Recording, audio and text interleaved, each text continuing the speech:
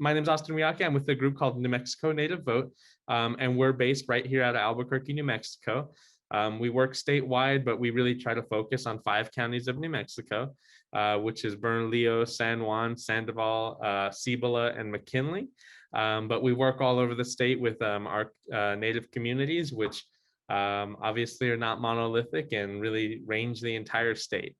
We were established back in 2018, but have a much longer and deeper history in New Mexico through a lot of our advocacy work. It began with work to protect a road from going through the petroglyphs on the west side of Albuquerque in the early 2000s.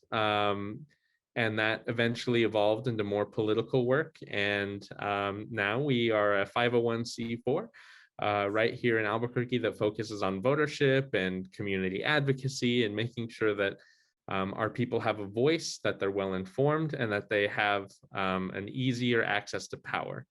And our organization really tries to shorten that distance between voters and the people who are in power, who they're electing, and the decisions that are being made.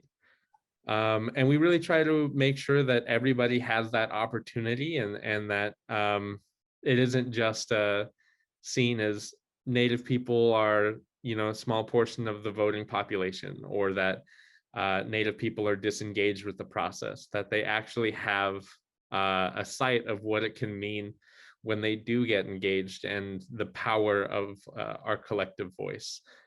So we really try to uplift that and make sure that our community has an opportunity to advocate for themselves and for the issues which affect them. Okay, Austin, tell me how does New Mexico Native Vote define themselves as a minority-led organization? Yeah, so NM Native Vote for the entirety of our history as an organization has been entirely a Native American organization.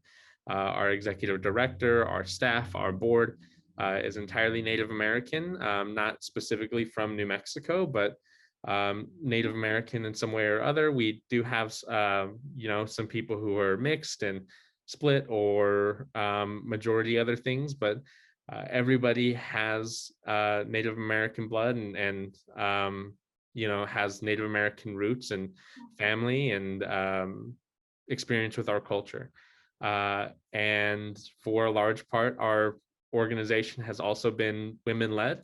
I think I'm probably one of the only 2 men who have ever had like any kind of leadership in this organization. So like it really has been Native women who have built this organization, who have run this organization, who have been the decision makers and fundraisers and deciders for NM Native Vote.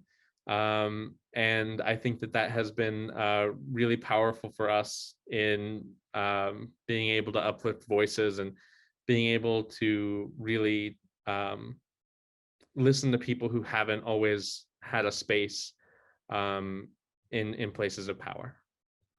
Oh, that sounds like it's very impactful. So, and tell me about the asset building program or initiatives that your organization is spearheading that works to advance economic opportunity and prosperity for minority communities. For us, one of our main focuses really is the payday lending reform and small lending reform here in New Mexico. We know that those affect our communities really heavily and very disproportionately. We know that 65% of them are within 10 miles of a tribal border, and they focus themselves in poor communities of color, which even in urban spaces is very often heavily Native American. We also try to make sure that we have an ability to do critical aid to allies and other organizations and people who are providing essential aid, which was really, really important through the pandemic to make sure that communities that had lost out on crucial funding had an opportunity to function through the end of the year, which may not have always been possible, but was always super important to making sure that people were safe and had the resources they needed to get by. Another one of the big initiatives that we undertook that is not necessarily economic, but really does affect quality of life. And that was just purely a funding push, was trying to get clean water, clean drinking water, potable water to Tohajali, which is a Navajo Nation chapter, like about 40 minutes from Albuquerque, where all they needed was a single pipeline to connect, and really just focusing on improving quality of life through economic mobility and economic opportunity. That's great. Thank you. Shifting slightly, one of the goals of today's conversation is to address racial bias in philanthropy. In your experience, what are some specific barriers or biases from within philanthropic organizations that you believe are hindering minority-led or serving organizations in accessing adequate funding or support? Yeah, it's funny, we were talking about this just this afternoon, that there are a lot of Native organizations who are doing really important work here in New Mexico, who just don't have a lot of the more, let me find the word. So it's funny, we were talking about this just this afternoon, but there are a lot of Native organizations which do really important work here in New Mexico, which don't have the setup and don't have the governmental papers and all that kind of stuff that they need in order to do the work and get specific types of funding, but are really important and very often work out of, you know, a donated space from somebody who they knew, or a friend or somebody who they used to work for and are now doing food distribution, or trying to eliminate food deserts, and trying to give out school supplies and doing really important work that just don't have the setup that they need in order to get the funding from grant makers and people who could potentially give money to those really essential programs. So it has been left up to us to like hire those people and then say like, okay, well, here's a way that we can help you out in order to distribute essential products, which has been something that we've had to do in the past and is really unfortunate because it makes our bookkeeping an utter disaster. But resources in helping people to gain access to funding are so crucial, but also like different kinds of funding. For us, political dollars are always an issue. And there are not a lot of Native organizations which do political work in New Mexico.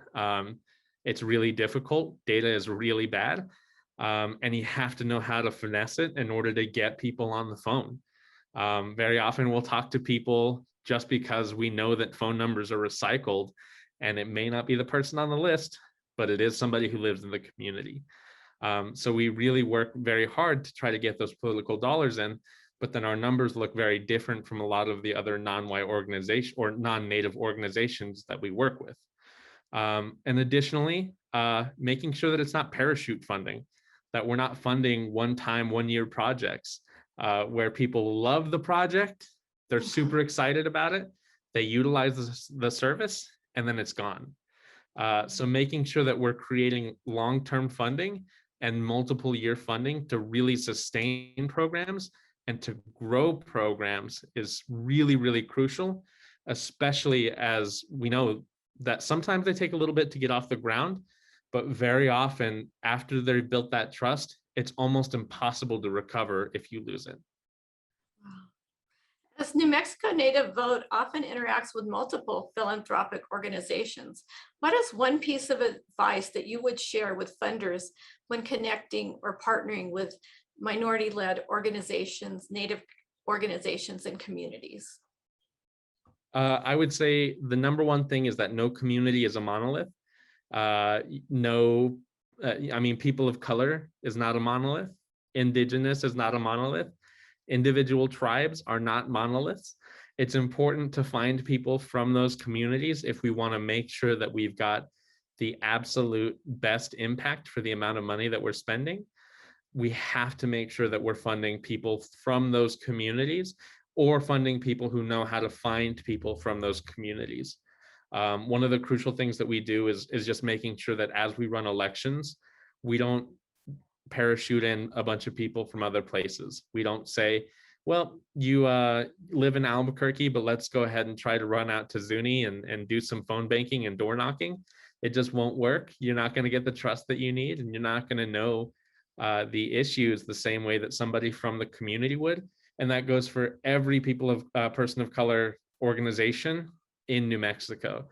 Each one of them serves a different purpose and is absolutely crucial to the purpose that they serve. So making sure that you're like doing your research to find the correct community and to find people who are doing the work within the community that you're looking to make the impact in is just so important. And sometimes those don't even exist. So for Native organizations, there are there's plenty of room for additional organizations to sprout up and hopefully take some work off my plate. But there's plenty of room for additional organizations to pop up and to continue to do the work and to continue to build and to build longer term within those communities to make sure that we have those deep roots to really make those systemic changes that we know are so necessary. That sounds great, Austin. As we close, I want to thank you for joining us in today's conversation. Can you tell us how funders can learn more about your organization if they are interested in contacting New Mexico Native Vote for funding opportunities? Yeah, so you can find our website at nmnativevote.org. That's just our little website. You can also find us on social media. We're on Twitter and Instagram at Native Voters, and we are on Facebook as NM Native Vote. And then you can also send me an email. My email is austin@nmnativevote.org, or my boss, my executive director, Atza, AHTZA, at nmnativevote.org. We're always available. And if you wanted to send us an email, we'll be happy to interface and talk about how we can complete some of these really essential tasks.